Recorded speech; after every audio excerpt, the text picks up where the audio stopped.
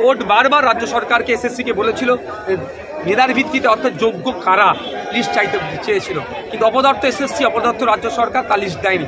Court বলেছিল pay slip salary স্লিপের মাধ্যমে ইনফর্ম করো যে এই কেসটা চলছে। কোর্ট তার মানুষের বাড়ি বাড়িতে গিয়ে বলতে পারে না যে তোমার কেসটা চলছে 26,000-এর বাড়িতে, কিন্তু পে স্লিপের মাধ্যমে ইনফর্ম করতে বলেছিল, কিন্তু ব্যর্থ হয়েছে। এখন এসে দাঁড়াচ্ছে যে 26,000 এর কী হবে।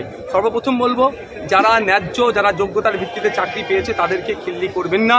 তাদের পাশে আইএসএফ আছে, তাদের হয়ে তাদেরকে সংহতি জানাচ্ছে, তারা তাদের দ্রুত যাদের চাকরি পায়। কোর্ট বলেছে যে তারা চাকরি পাক, আমি আশা করবো তারা দ্রুত চাকরি পাবে। এবং সাথে সাথে এটাও বলবো যে 12%টার কথা যেহেতু কোর্ট অর্ডার দিয়েছে, এই পার্সেন্টেজটা নিয়ে ব্যক্তি নওশাদ সিদ্দিকী, কিন্তু এখানে আমি অর্ডারকে মান্যতা দিচ্ছি, কিন্তু আমি মানসিকভাবে আমার জন্য যেন মনে হচ্ছে তার যারা ন্যায্য তাদের জন্য একটু চাপে পড়ে যাবে। মানে এই যে বেতন ফেরত দেওয়াটা সেটা তো একেবারে একটা খুব কষ্টকর ব্যাপার দাঁড়াচ্ছে। কিন্তু ব্যাপারটা যে এই যুগান্তকারী না পদক্ষেপ নিলে এই চুরি তো বাড়তে থাকবে। এই মমতা ব্যানার্জি, অভিষেক বাবু, এই পার্থবাবু, এই ব্রাতবাবুরা, এই হাজি নুরুল ইসলাম সাহেবেরা, তাহলে আরো বেশি তো এই ধরনের অন্যায় করতে থাকবে।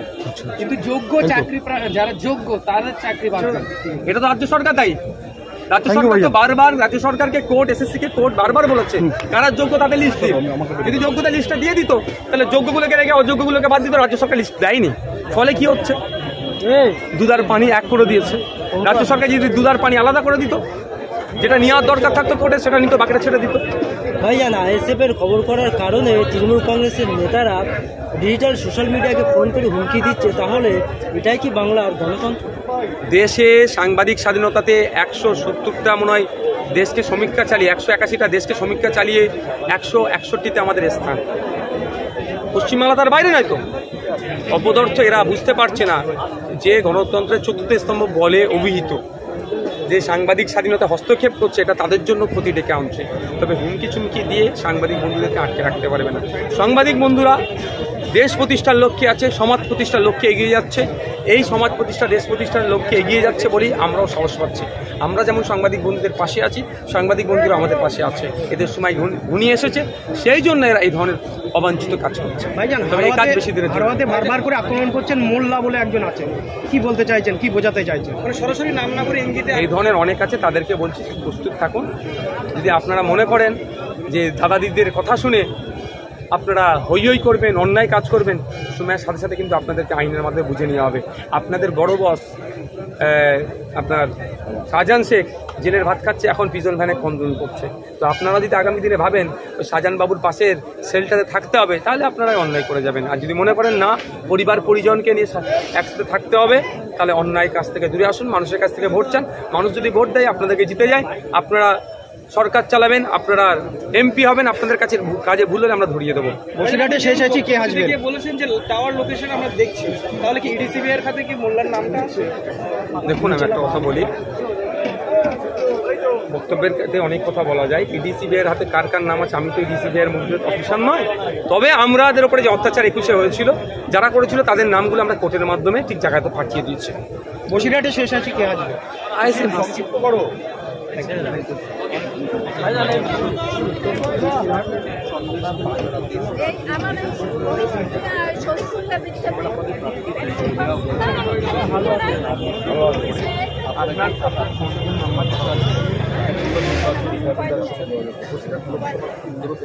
আপনাকে প্রচুর নাম্বার দিবে কেন? একটা নাম্বার আমার, একটা নাম্বার ঠিক আছে। আধার কার্ডটা আজ বসিরহাট লোকসভা কেন্দ্রে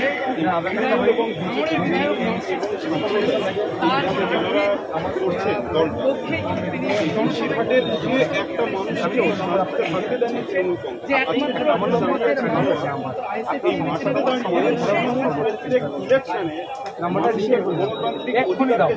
আমাকে রাস্তায় ছাড়তে আমরা সেই মানুষের পক্ষে দাঁড়িয়ে আছি এবং সেই মানুষগুলো চাইছেন তাদের প্রার্থী হচ্ছে সমস্যা। আপনি যদি এনার বাড়িটা একটু অ্যাড্রেসটা লিখে রাখো না। আপনার গ্রামের নাম কি? পিয়ারা। এবং এই লোকসভা আপনার নাম কি মা? তার ব্যবস্থা আমরা পুষ্প বসাক পিয়ারা গ্রাম। ওখানে আমাদের যারা ছেলেরা আছে তাদের কাছ থেকে যে যা কাগজপত্র আছে আমাদের কাজের জন্য কি করতে হবে না করতে সেটা করে দিন। হ্যাঁ, কি বলছি বুঝতে পেরেছো? মা ঠিক আছে, ওই পেয়ারা গ্রামে আমাদের লোক যাবে, গিয়ে আপনার সমস্যার সমাধান করবে। কোনো ক্যামেরার সামনে মিষ্টি মিষ্টি করে বলে যাবার না, বলে দিলাম কাজটা করতে হবে। আমার নম্বরও আছে, প্রথম উকিলের নম্বরে বলবেন।